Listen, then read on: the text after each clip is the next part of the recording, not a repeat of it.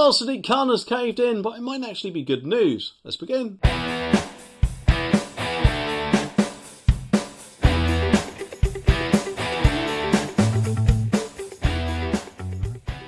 According to this article, Boris has taken aim at Sadiq Khan after he once again bowed to pressure from the unions by offering an increased pay deal to avoid chaos caused by London Underground strikes. And admittedly, yes, strikes are no good for any people, but at the end of the day, I don't really think that just caving into these people, so I don't know, they might potentially ask for more in future, is such a good idea. I mean, we all do have a right to strike, I appreciate that.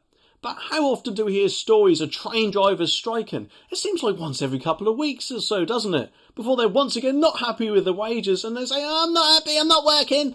At the end of the day, these people surely knew the rate of their pay when they started the job, which as far as I've heard is about 65 grand now, which is not short change, is it? I mean, I'd love to be in a job where I earn 65 grand a year, like I'm sure many people would be. However, that doesn't seem to be enough for them if that's what these guys are also on, because they were going to strike again until, that is, Sadiq Khan called them up, I'm guessing, and just said, look, we'll make out a deal. And the strike was called off 20 minutes, apparently, before it was due to start.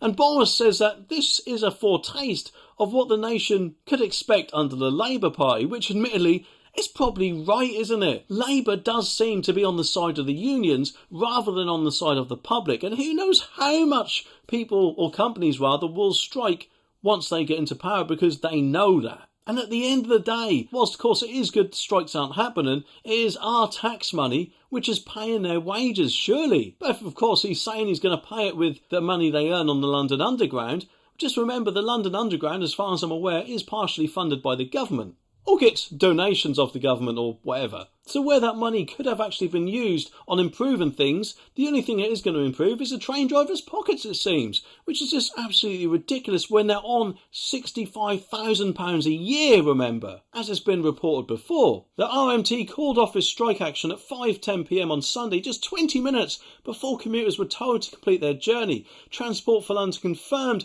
there'll still be a disruption on Monday morning though. Well, there's no surprise there, is there? And TfL is initially understood to have originally offered a below-inflation increase of 5% to workers, but Mick Lynch hailed that further positive discussions and pay talks will continue. So surely saying something like that, I don't know, kind of gives the game away that they're not even happy with that, but just are happy for Sadiq Khan to fix a leak with a plaster while they stop for a little while, and then of course in the future going to demand a lot more later on, although admittedly I could be wrong. A TfL spokesperson though said this intervention from the mayor has been discussed with the unions and the RMT union has now suspended the planned strike action, which of course no doubt means that they all expect people to hail him for basically, let's face it, postponing the strike rather than sorting it out entirely. I personally, if it was me of course, would have took a much hard-line approach and said, so, are you on 65 grand? A lot of other people are in a cost of living crisis. You're not getting any more. And if you don't like that, then you're welcome to find another job. I mean, I'm sure there'll be plenty of other people who are willing to take a 65 grand job.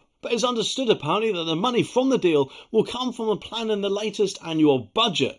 And Khan's office believed strike action would cost the capital's hospitality industry a £50 million alone, reports the Telegraph. So maybe, who knows, he might cut down on the Christmas staff parties for Transport for London, or maybe, just maybe, who knows, maybe one or two of his own personal expenses, although of course I don't think that will happen. But Susan Hall, the Tory mayoral candidate who will take on Mr Khan when he stands for re-election in May, said that whilst I am pleased the strikes have been postponed, the reality is that Sadiq Khan has only brought himself some breathing room before the election. And so long as our mayor is in the pocket of his union's paymasters, TfL strikes will continue and cause needless disruption. Which, to be honest, yes, I think is a more accurate representation of what Sadiq Khan is doing. He's probably hoping to postpone this to at least after the election, hoping that people will, of course, forget about this whole thing entirely and may even think that, yay, Sadiq Khan sorted it out. And then, who knows, probably re-elect him again, eh? And it is good, of course, that someone is calling them out on this. It just would be interesting to see what a reform mayoral candidate would also say, eh?